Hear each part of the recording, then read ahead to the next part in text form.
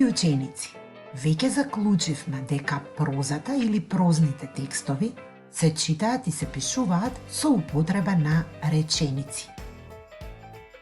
Но, кога ќе започнеме да пишуваме, може да ни се случи една пречка, која што е навидум пречка, а всушност е многу решлив проблем.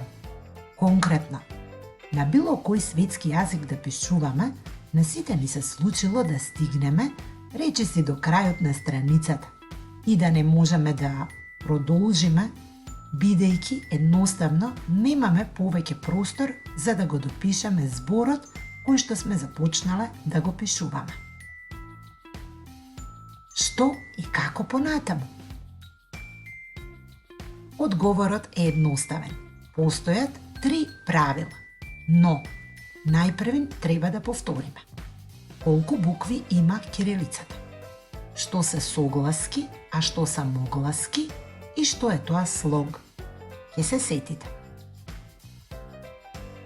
Кирилицата има 31 буква. Во кириличната азбука има 5 самогласки, означени се со црвено. А, Е, И, О, У и 26 согласки. Запомни, самогласките во македонскиот јазик, а речиси и во сите светски јазици се А, Е, И, О, У. Слогот пак е помал дел од зборот. Секој слог содржи една самогласка. Да провериме, да го погледнеме зборот маса.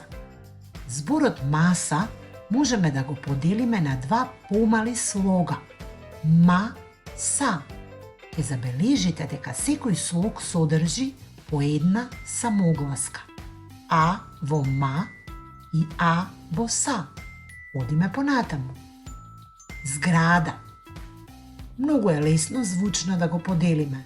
Зграда, како тактирањето во музиката.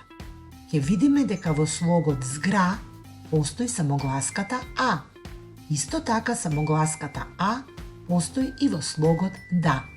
Да се обидеме со болница и душек. Болница. Имаме едно О, едно И и едно А. Само по една самогласка. Понатаму, душек. Душек. Едно У и едно Е. Само по една самогласка. При пишувањето, ученици, а кога ќе наидеме на крајот од страницата, не треба да се плашиме. Едноставно, зборот ќе го поделиме на слогови, ќе го употребиме знакот цртичка, а преостанатиот дел од зборот ќе го пренесеме, ќе го допишеме во следниот ред. Например, зборот планина можеме да го пренесеме во следниот ред на 2 начина. Кога бев малечка, јас најчесто ги делев зборовите на слогови со плескање. Планина и плескав. Планина. Доколку имаме помалку простор, ќе напишеме пла, а во следниот ред ќе додадеме нина.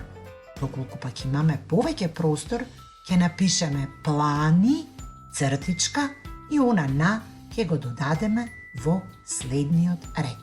Многу едноставно, а уште поедноставно ќе биде со нашите вежби за пишување.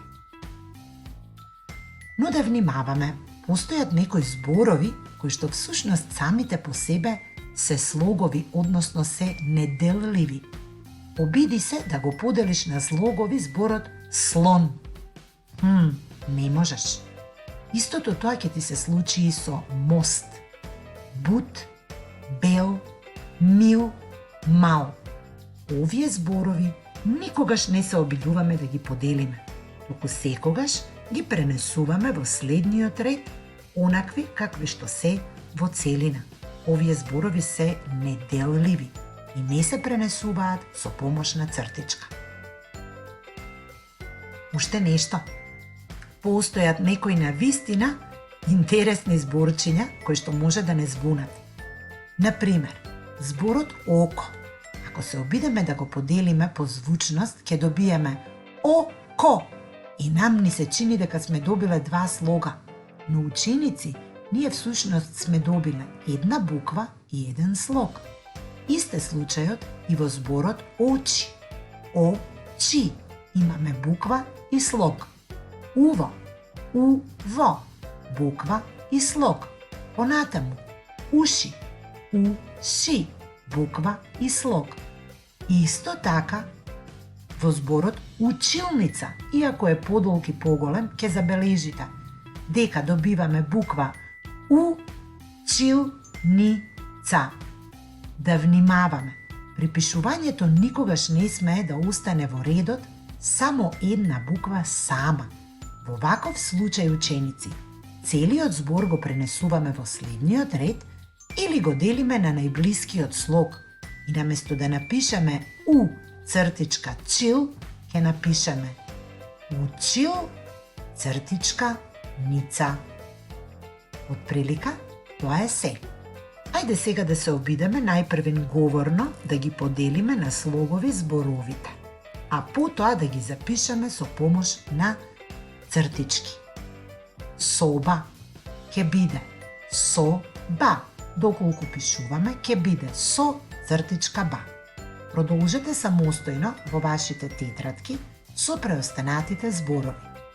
Книга, тетрадка, молив, гума, острелка, лепило, ножици, читање, пишување, библиотека, библиотекар, математика.